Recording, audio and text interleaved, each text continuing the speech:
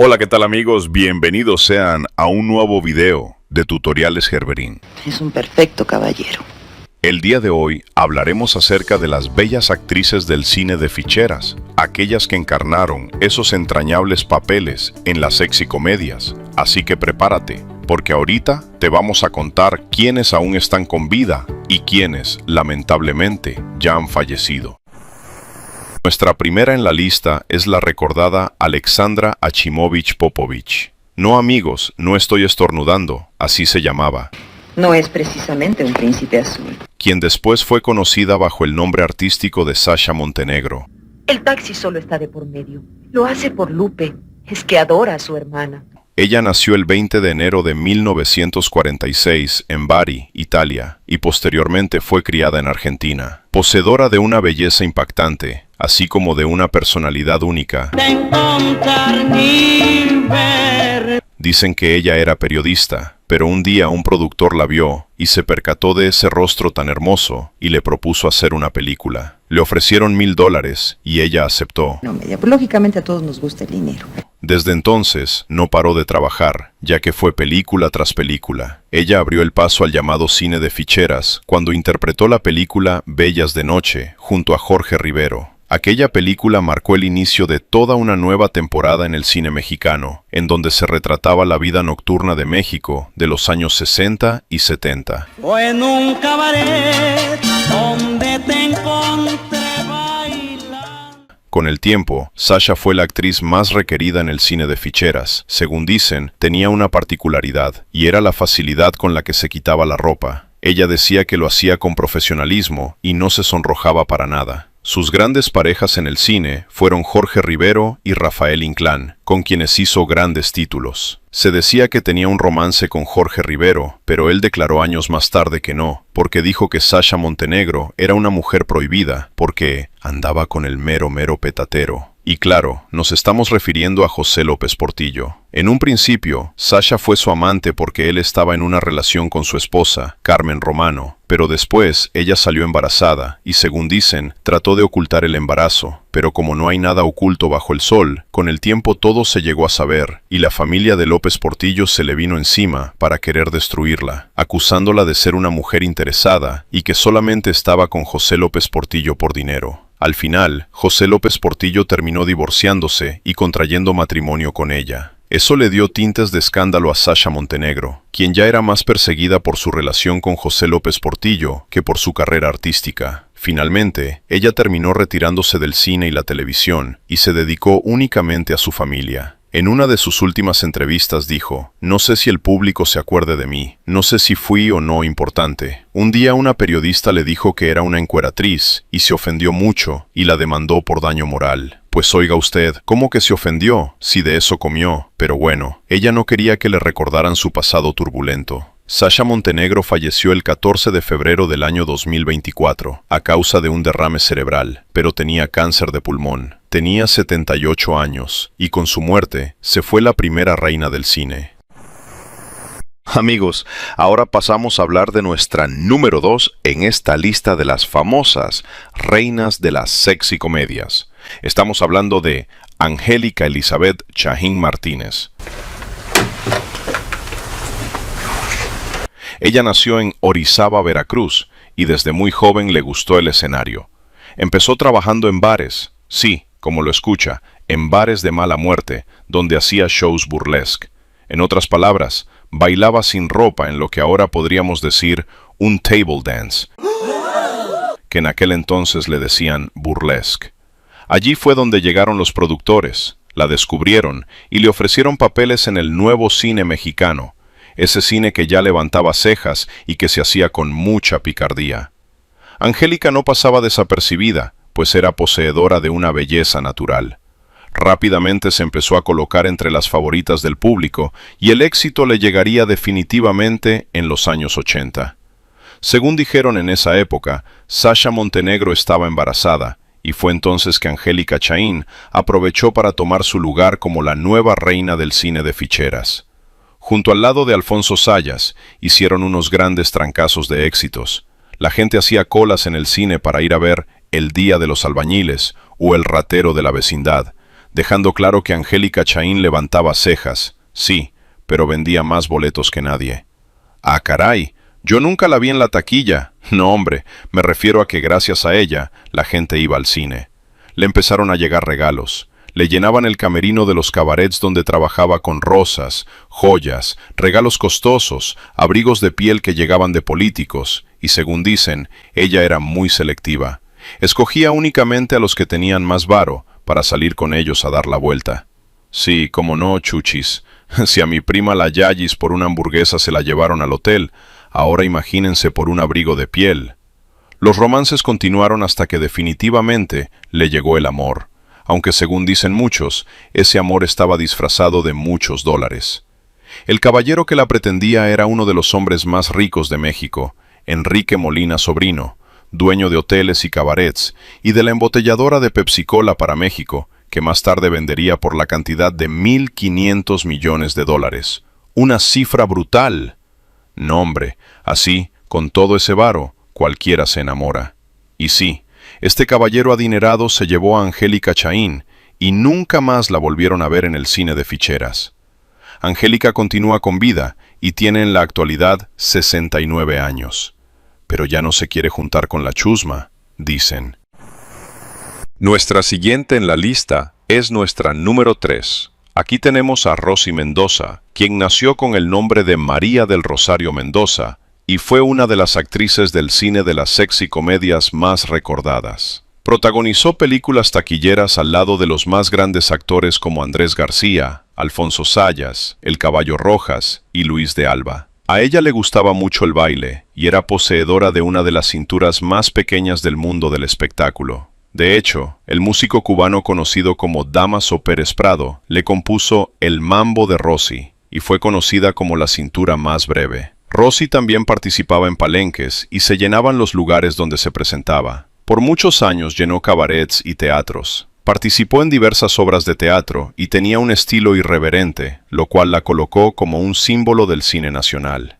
Fue parte de esa generación que llenaba cines y encabezaba carteleras. Pero lamentablemente, ella fue una de las vedettes que más sufrió, porque cuando se acabó la época del cine de ficheras, empezó a pasar carencias económicas y ya tenía enfermedades. Su final fue triste y lamentable. Murió a los 77 años de edad el 29 de diciembre del año 2021 en la Ciudad de México, a causa de complicaciones derivadas de un derrame cerebral que había sufrido tiempo atrás y que afectó gravemente su estado de salud. Rosy aún conservaba sus trajes de baile y en algunas ocasiones se los ponía para bailar el Mambo de Rosy, que fue un regalo que le hizo el maestro Pérez Prado. Y nuestra siguiente en la lista es Lina Santos, quien ocupa la posición número 4. Lina, desde muy jovencita, entendió que lo suyo era el modelaje y las pasarelas, por lo que empezó a participar en concursos de belleza, ganando el certamen de Señorita Coahuila. De ahí pasó a participar en Señorita México, en donde llamó poderosamente la atención de los productores, quienes la invitaron a trabajar en las llamadas sexy comedias. Como todos sabemos, este género era popular, cine de barrio muy atrevido, pero que tenía mucho éxito con el público. Ella actuó al lado de los más grandes como Alfonso Sayas, Luis de Alba y René Ruiz, más conocido como Tuntún. Hizo una de las películas más taquilleras dentro del género, como es Tres Lancheros Picudos. Su imagen aparecía en carteles, revistas y programas de televisión, y también formó parte del espectáculo nocturno, donde su imagen brilló como nunca. Al igual que la mayoría de las actrices del cine de ficheras, cuando terminó la época del cine en los 90, ella apareció en telenovelas mexicanas, pero poco a poco su imagen se empezó a desvanecer. Luego volvió a aparecer en los medios de comunicación porque tenía un escándalo con la actriz Araceli Arámbula, a quien acusaba de haberle robado a su esposo. En diversas entrevistas ha dicho que no le interesa la amistad de Araceli Arámbula, porque fue la que causó que su matrimonio fracasara. En la actualidad, Lina Santos se encuentra con vida y buena salud, y mantiene toda la elegancia y la resistencia que la hicieron una de las reinas del cine de ficheras. En la posición número 5 tenemos a una de las reinas del cine de ficheras que llegó desde Centroamérica, precisamente desde Costa Rica. Ella llegó a participar en el concurso de Miss Universo, representando a su país natal, ganando el título de Señorita Simpatía. Llamó poderosamente la atención de los productores de la época, quienes le ofrecieron una beca para venir a estudiar actuación a México. Ella aceptó y se mudó a México, haciéndolo su nueva casa. Su imagen fresca y su bonita apariencia hicieron que se convirtiera en una de las actrices más requeridas para las películas de la época, actuando al lado de los más grandes del género. Incluso llegó a actuar al lado de Vicente Fernández y de Andrés García. Protagonizó la película Pedro Navaja al lado de Andrés García y Sasha Montenegro. Esto la encumbró como una de las actrices más requeridas del cine mexicano, conocido como sexy comedias. Maribel Guardia ha dicho que ella no participó como tal en el cine de ficheras, que solamente hizo una película dentro del género, haciendo alusión al papel de Pedro Navaja, pero también recuerda haber vivido romances con muchos de los protagonistas, como por ejemplo, fue novia de Alfonso Sayas y de Rafael Inclán. En el plano personal, se casó con el cantante y compositor Joan Sebastián, con quien procreó a su único hijo, Julián Figueroa, quien tristemente ya pasó a mejor vida. En la actualidad, se encuentra casada con Marco Chacón, quien es su actual pareja sentimental. Últimamente no la ha pasado muy bien, ya que se ha enfrascado en una pelea legal con su nuera, Imelda Tuñón, viuda de su hijo Julián Figueroa, quien ha estado peleando la custodia del nieto, y últimamente han estado disputando la herencia de su hijo. Maribel es una de las pocas actrices del cine de ficheras que logró permanecer dentro del medio después de que se acabó el género, porque se hizo conductora de televisión, ha sido protagonista de telenovelas y ha seguido cantando en palenques, sobreviviendo así al cine de ficheras y siendo parte activa de la nueva televisión mexicana. En la posición número 6 tenemos a la mítica Lorena Herrera. Lorena llegó ya casi en el último tramo del cine de ficheras, a finales de los 80 y principios de los 90. Alcanzó todavía a actuar al lado de Alberto Rojas, El Caballo, al lado de Alfonso Sayas y de los más grandes actores. Su belleza imponente y su gran estatura le ayudaron a que fuera requerida como una de las mujeres más seductoras dentro del cine. A lo largo del tiempo, Lorena Herrera ha vivido muchos escándalos y sobre todo se ha enfrentado a un rumor que la ha perseguido desde hace varios años. El rumor de que nació hombre. Eso nació a través de un reality show donde participó junto a Facundo, quien, bromeando, llegó a decir que Lorena era hombre, y desde entonces el rumor la ha perseguido. Lorena ha dicho en repetidas ocasiones que si Facundo le paga, ella puede demostrarle en un segundo que es mujer, y lo ha retado a que demuestre lo contrario. También Lorena, con el paso del tiempo, dejó el cine de ficheras atrás y se integró a la conducción en programas de televisión, así como a las telenovelas, donde siempre le ha hecho de villana. También Lorena ha incursionado en la música, al igual que Maribel Guardia. Ya ha grabado discos y se ha presentado en clubes nocturnos, así como en palenques a lo largo y ancho de la República Mexicana. Los últimos trabajos que ha tenido son reality shows como Siempre Reinas, en donde ha participado al lado de otras grandes del espectáculo, como Lucía Méndez, Laura Zapata y Silvia Pasquel. En lo personal, Lorena Herrera nunca se ha casado y tampoco ha tenido hijos, según dijo por decisión propia, y en la actualidad tiene 56 años y se conserva muy bien. Es una de las actrices del cine de ficheras que se ha logrado conservar mejor.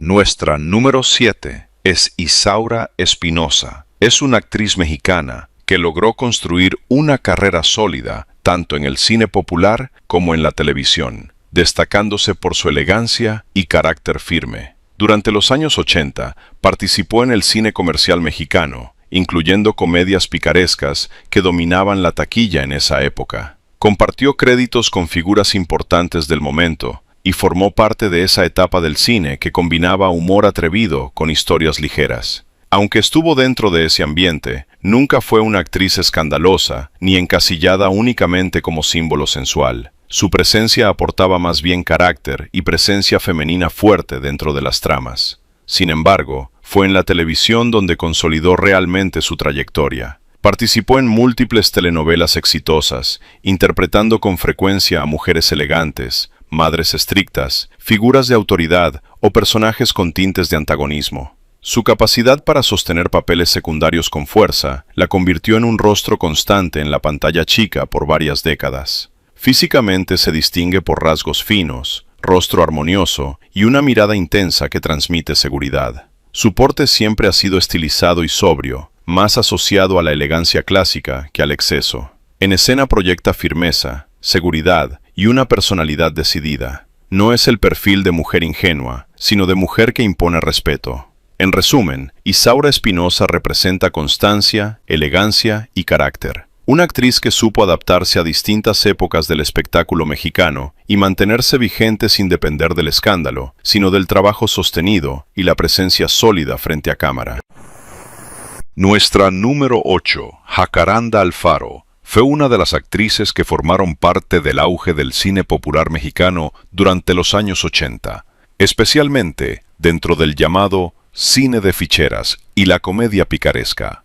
Su presencia en pantalla se dio en una época donde el humor atrevido, las historias de barrio y la sensualidad ligera dominaban las carteleras. Participó en varias producciones comerciales que compartían un mismo estilo: comedia con doble sentido, personajes exagerados y situaciones picantes. En estas películas trabajó junto a figuras representativas del género como Alfonso Sayas, Rafael Inclán y otros actores habituales del cine de esa etapa. Su papel solía estar ligado a personajes femeninos llamativos, coquetos y con fuerte presencia escénica, aportando frescura y atractivo visual a las historias. Aunque no fue de las actrices más mediáticas del movimiento, sí formó parte de esa generación que sostuvo la taquilla durante el auge del cine de barrio. Su imagen aparecía en carteles promocionales y era reconocida dentro del circuito de este tipo de producciones. Jacaranda Alfaro representa ese periodo del cine mexicano donde el entretenimiento popular era directo, desinhibido y buscaba conectar de forma inmediata con el público. Su carrera estuvo ligada principalmente a esa etapa, dejando su nombre asociado al fenómeno cultural que fueron las sexy comedias en México. Número 9. Leticia Perdigón es una actriz mexicana que logró construir una carrera amplia y versátil, moviéndose entre el cine popular, el drama y la televisión. Una de sus películas más controversiales fue la de Atrévete a perder la otra virginidad. Y pues yo decía, ¿de qué otra virginidad hablan? Pero descubrí que se trataba de un despertar emocional. Leticia empezó desde bien chamaca. Ella participó en Bellas de Noche haciendo el papel de la hermana de Jorge Rivero, que después fue a encontrar, ya saben, rechinando el catre con el novio. Pero bueno, uno como hermano no puede andar cuidando a las hermanas todo el tiempo. Yo me descuidé tantito, y en un abrir y cerrar de ojos, ya era tío. No manches, mi hermana fue por las tortillas y regresó embarazada. No hombre, no hay derecho. Sin embargo, a diferencia de muchas actrices que quedaron encasilladas en ese género, Leticia Perdigón supo diversificar su carrera. Participó en películas de corte más dramático y también se consolidó en televisión, apareciendo en numerosas telenovelas. Esto le permitió mantenerse vigente y ampliar su imagen más allá del cine popular. Físicamente siempre proyectó una belleza natural, rostro dulce pero con carácter, mirada expresiva y presencia elegante. En pantalla transmitía frescura, seguridad y una mezcla de sensualidad con ternura que conectaba fácilmente con el público. En resumen, Leticia Perdigón representa a esa generación de actrices que vivieron el auge del cine comercial mexicano, pero que también supieron evolucionar y mantenerse activas en otros formatos, construyendo una carrera más amplia que el simple encasillamiento en la comedia picaresca.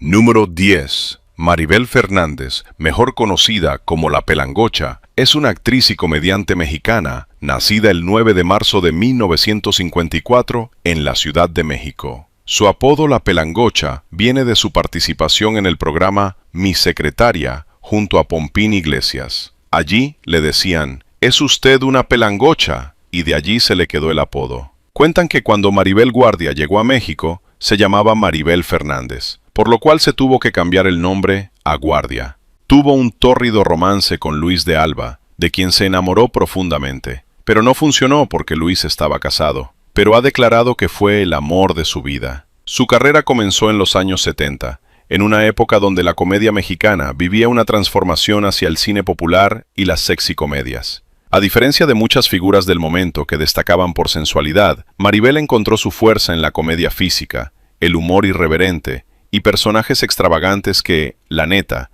era bien diferente. Le entraba con todo y bien machín al humor, y no se andaba quejando. Participó en numerosas películas del llamado cine de ficheras, compartiendo pantalla con comediantes muy conocidos. Su estilo era exagerado, divertido y sin miedo al ridículo, lo que la convirtió en una figura querida por el público. No era la típica protagonista glamorosa, era la mujer que se adueñaba de la escena con ocurrencias y energía desbordada. También incursionó en televisión, donde continuó explotando su vena cómica. Con el paso del tiempo, su presencia en el cine disminuyó conforme cambió la industria, pero su personaje quedó grabado en la memoria colectiva. Maribel Fernández representa una etapa muy particular del entretenimiento mexicano, la comedia popular sin filtros, donde el humor directo era rey. Y aunque los reflectores ya no son tan constantes como antes, la pelangocha sigue siendo un nombre que despierta nostalgia y sonrisa inmediata.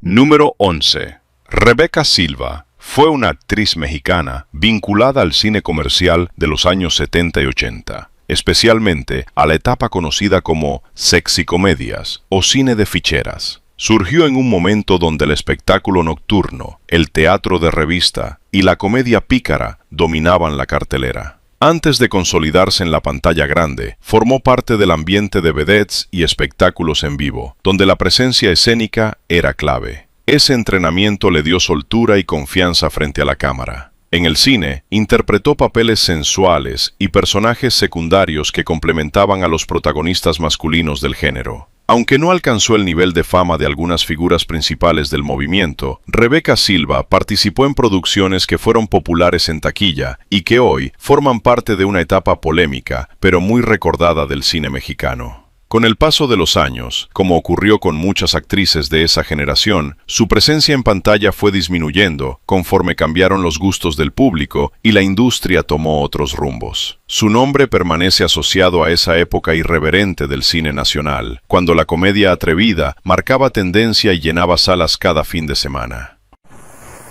Número 12. Princesa Yamal apareció en el espectáculo mexicano cuando la noche era sinónimo de lentejuela, pluma y aplauso. Su nombre artístico ya lo decía todo: misterio, exotismo y presencia. No era un nombre cualquiera, era una declaración de escenario. Antes del cine, dominó el teatro de revista y los centros nocturnos, donde el público no perdona inseguridades. Allí se forjó. Bailarina, vedette y figura central del show, aprendió a sostener miradas, a controlar el ritmo y a convertir cada entrada en un momento.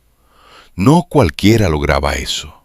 Cuando dio el salto al cine, en la época de las sexicomedias, encontró un terreno que combinaba comedia pícara y sensualidad. Participó en varias producciones del llamado cine de ficheras, un género que llenaba salas y generaba conversación en todo el país. Sus personajes solían ser mujeres seguras, provocadoras y con carácter. No pasaban desapercibidas. Pero como ocurre con muchas figuras del espectáculo, el tiempo cambia el escenario. El género perdió fuerza y los reflectores comenzaron a apagarse para varias vedettes de aquella generación. Princesa Yamal fue una de ellas. Se fue alejando del ruido mediático, dejando atrás una etapa intensa y muy comentada. Hoy su nombre permanece ligado a esa era atrevida del entretenimiento mexicano.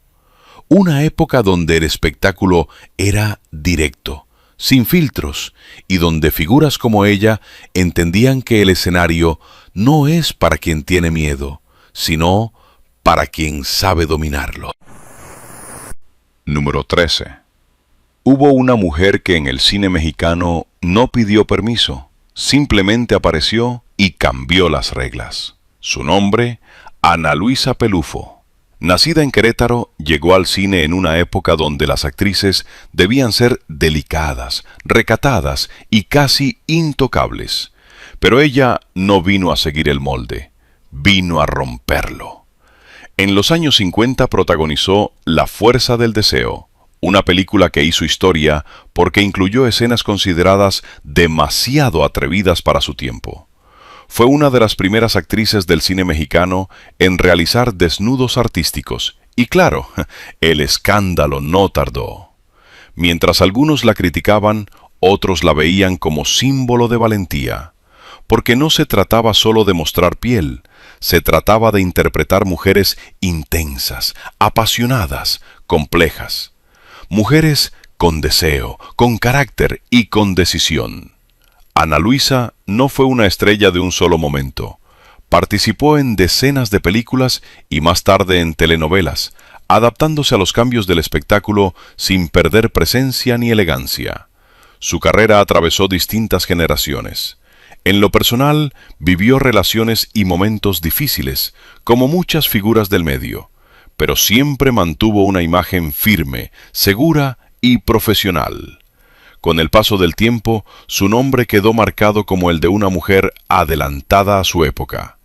En un ambiente conservador, ella desafió las normas sociales sin pedir disculpas. Ana Luisa Pelufo no fue solo belleza, fue determinación, fue carácter, fue una actriz que entendió que el arte también incomoda y que a veces, para hacer historia, hay que atreverse. Número 14. Si hubo una mujer que convirtió el escándalo en espectáculo y el espectáculo en leyenda, esa fue Lin May. Nacida en Acapulco, comenzó trabajando como bailarina en centros nocturnos cuando el turismo estaba en su auge. Su belleza exótica, su figura y su energía en el escenario la hicieron destacar rápidamente. No era una bailarina más, era una bomba escénica. Tuvo romances con Tintán, con el Loco Valdés y con políticos. En los años 70 dio el salto al cine, especialmente al llamado cine de ficheras, un género popular lleno de comedia pícara, vedettes, música y doble sentido. Ahí compartió pantalla con grandes figuras del entretenimiento mexicano y se convirtió en uno de los rostros más reconocidos de esa etapa. Pero su historia no solo es glamour. Con el paso del tiempo, Lin May confesó que fue víctima de una mala intervención estética cuando era joven. Según su propio testimonio, le inyectaron sustancias que deformaron su rostro, algo que marcó su imagen pública durante décadas. Lo que muchos usaron para burlarse fue en realidad consecuencia de un engaño. A pesar de eso, nunca se retiró del espectáculo. Siempre volvió, siempre apareció, en televisión, en entrevistas, en realities, reinventándose una y otra vez.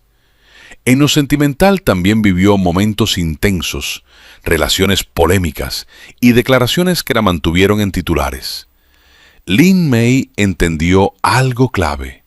En el mundo del espectáculo, quedarse callada no es opción.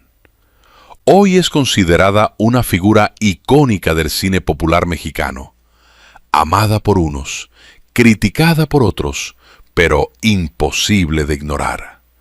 Porque Lin May no fue solo una vedette, fue símbolo de una época atrevida, excesiva y sin filtros. Número 15.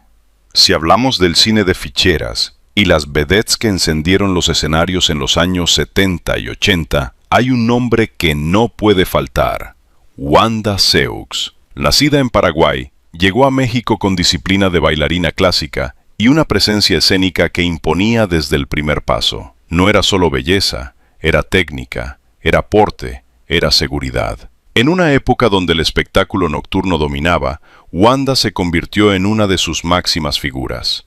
Pronto dio el salto al cine, integrándose al popular género de ficheras, donde compartió pantalla con grandes comediantes y actores del momento. Películas llenas de humor picaresco, música, cabaret y personajes intensos. Wanda no pasaba desapercibida. Su figura, su energía y su carácter fuerte la hacían destacar incluso entre otras grandes vedettes. Pero su historia no fue solo luces y aplausos. Con el paso del tiempo, enfrentó problemas de salud y dificultades económicas. La vida después del escenario no siempre fue fácil. Hubo momentos donde la prensa volvió a hablar de ella, pero ya no por glamour, sino por adversidad.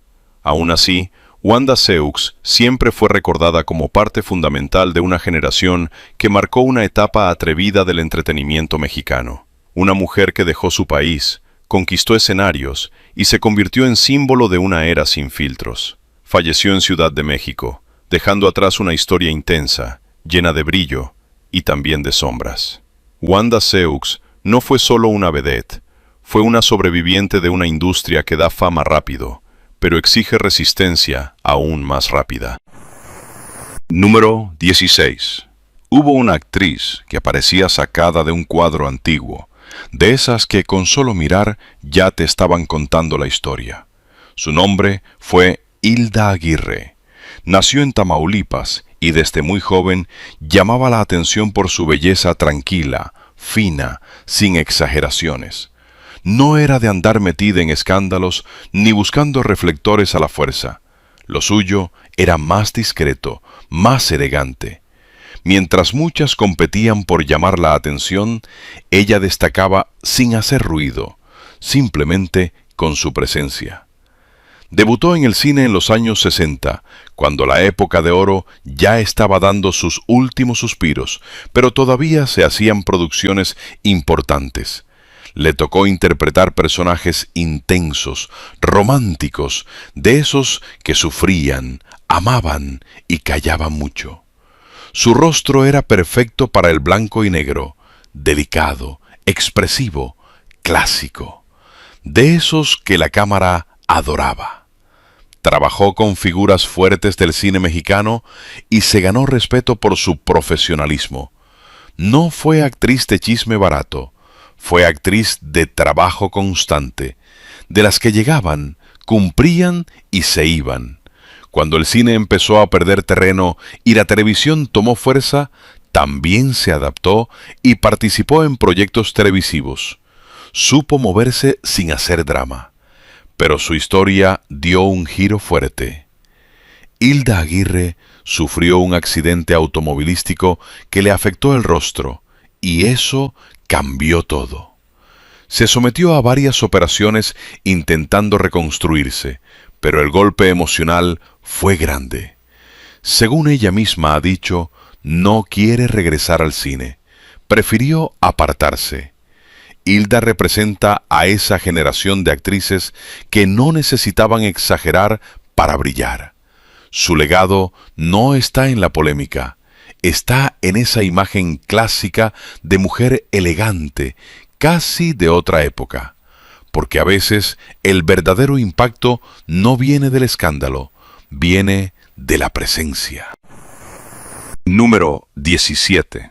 En el cine mexicano, hubo una etapa donde el glamour se mezclaba con picardía, cabaret y comedia sin filtros. Y en ese escenario, un nombre brilló con fuerza propia, Merl Uribe. Nacida en México, Merl se convirtió en una de las vedettes más reconocidas de los años 70 y 80. No era solo presencia física, tenía seguridad, carácter y una actitud que dominaba el escenario desde el primer paso. Saltó al cine en la época del llamado cine de ficheras, ese género popular lleno de humor picaresco, música, cabaret y situaciones atrevidas. Compartió pantalla con figuras importantes del entretenimiento, consolidándose como uno de los rostros femeninos más llamativos del momento. Pero su historia no fue únicamente glamour y lentejuelas.